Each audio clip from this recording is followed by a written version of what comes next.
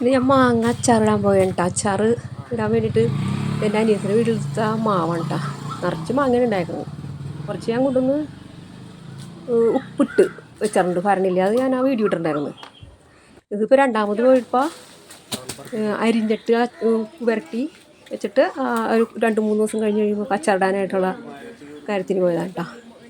ഇനി ഒരു പ്രാവശ്യം കൂടി പോകും മൂത്ത് കഴിയുമ്പോൾ. ഇത് പഴുത്ത് കഴിഞ്ഞിട്ടുണ്ടെങ്കിൽ പുളിയുള്ള മാങ്ങ. ഇത് മൂത്ത് കഴിയുമ്പോൾ ഇത് ഉണക്കമാങ്ങ വെക്കാനായിട്ട്. ഉണക്കമാങ്ങ ഉണ്ടാക്കില്ല നമ്മൾ, ഈ ഉപ്പിട്ട് ഉണക്കി വെക്കും. അപ്പോൾ അങ്ങനെ ചെയ്യാനായിട്ട് ഇനി അടുത്ത പ്രാവശ്യം പോകുമ്പോൾ.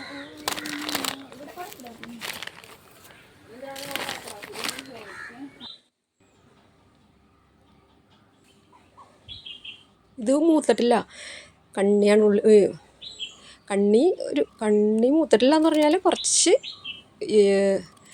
കണ്ണി മാങ്ങച്ചാറിൻ്റെ ഭാഗം കഴിഞ്ഞു പോയി.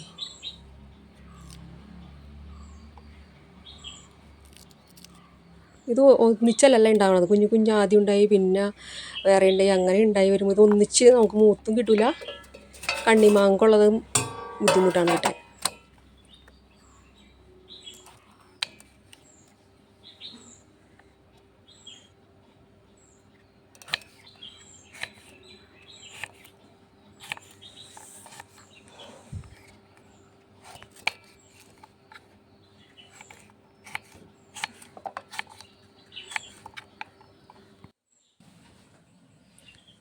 വലിയൊരു ചില്ലുപ്പിലേക്ക് കുറച്ച് മാങ്ങ, കുറച്ച് കല്ലുപ്പ്, കുറച്ച് മാങ്ങ, കുറച്ച് കല്ലുപ്പ് ഇട്ട് നിറക്കണം. എന്നിട്ട് ഇതൊരു ഒരു എല്ലാ ദിവസവും കുപ്പി കുലുക്കി വെക്കണം.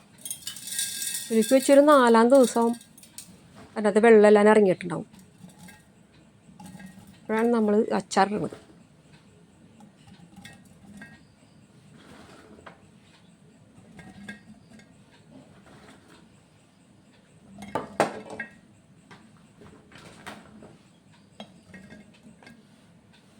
(2018) വെള്ളപ്പൊക്കത്തിന്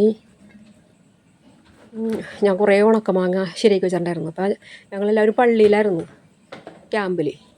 അപ്പോൾ അവിടെ കറികളൊന്നും നമുക്ക് പറ്റിയ കറികളൊന്നും ഉണ്ടാവില്ല. അങ്ങനെ ഞാൻ വീട്ടിൽ ഇതേപോലെ ഉണക്കമാങ്ങ ശരിയാക്കി വെച്ചിട്ടുണ്ടായിരുന്നു. എന്നിട്ട് ഞങ്ങളുടെ വീട് മുങ്ങിയൊന്നും പോയില്ല കേട്ടോ, കുറച്ച് വെള്ളം കയറി ഉണ്ടായിരുന്നുള്ളൂ. ഇവിടെ വന്ന് ആ അച്ചാർ എടുത്തുകൊണ്ട് പോയി അവിടെ ചെന്നിട്ട് ഭയങ്കര ഇടിയായിരുന്നു പിള്ളേർ ഈ അച്ചാറിന് വേണ്ടിയിട്ട്. അങ്ങനെ എല്ലാ കൊല്ലവും ഞാനിങ്ങനെ ഉണക്കി അച്ചാറിടും. നല്ല ടേസ്റ്റാണ്. ഉണക്ക മാങ്ങയാണെങ്കിൽ നമുക്ക് ഒട്ടും ചീത്തയാവില്ല, വെള്ളമില്ലാത്ത കാരണം. ഇത് 4 ദിവസം കഴിഞ്ഞിട്ടാണ്. അപ്പം അതിൻ്റെ അടിയിൽ വെള്ളം ഊറി വന്നിട്ടുണ്ട്. അച്ചാറിൻ്റെ പൊടി ഉണ്ടാക്കാനായിട്ട് ഇത് ഉണക്കമുളക്, ഇത് ഉലുവ, പിന്നെ കടുക്, ഇത് ഉപ്പ്, ഇത് പൊടിച്ചെടുക്കണം കേട്ടോ മിക്സിയിലിട്ട്. പിന്നെ ഇത് എൽജിയുടെ കട്ടക്കായം, ഇത് വറുത്ത് പൊടിക്കണം. പിന്നെ എണ്ണ, ഇത് നമുക്കിവിടെ ആട്ടി കിട്ടണം കേട്ടോ. പിന്നെ ഇത് തെങ്ങിൻ്റെ ചൊറുക്ക, ഇത് അടുപ്പിൻ്റെ പോട്ടത്ത് സ്ഥിരം വെച്ചുകൊണ്ടിരിക്കുന്ന സാധനമുണ്ട്. ഇത് ഇത്ര സാധനങ്ങളാണ് ചെയ്യണത്.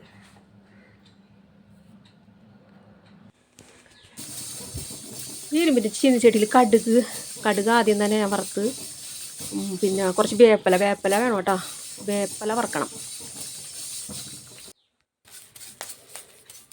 ഉലുവ വറുത്ത്, കടുക് ആദ്യം തന്നെ വറുത്ത്, പിന്നെ ഈ ഉലുവ വറുത്ത്,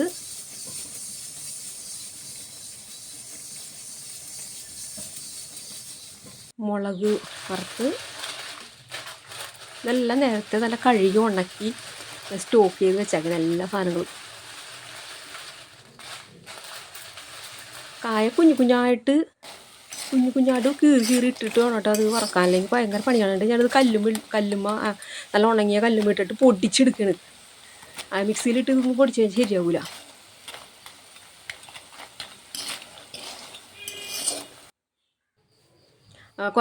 കുറച്ച് എണ്ണ ഒഴിച്ചിട്ട് ഇതിനകത്ത് ആവശ്യമുള്ള പൊടികളെല്ലാം കൂടി ചേർത്ത് ആ മാങ്ങ വെള്ളം ഊറ്റി മാറ്റിയിട്ട് ആ മാങ്ങ ഇട്ടൊന്ന് വരട്ടാം. വെള്ളം ആവശ്യമുണ്ടെങ്കിൽ മാത്രം ഒഴിച്ചാൽ മതി. ഞാൻ കുറച്ചേ ഒഴിക്കുള്ളത്, അല്ലെങ്കിൽ ചിലപ്പോൾ ഉപ്പ് കൂടുതലായിരിക്കും. ഇത് കുറച്ച് ദിവസത്തിനുള്ളിൽ തീർന്നു പോയി സാധനം.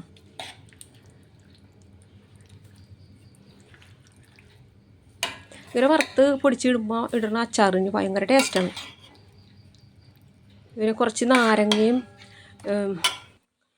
ഇതും കൂടി ഈന്തപ്പഴവും വെളുത്തുള്ളിയും കൂടി അച്ചാർ ഞാൻ ശരിയാക്കി.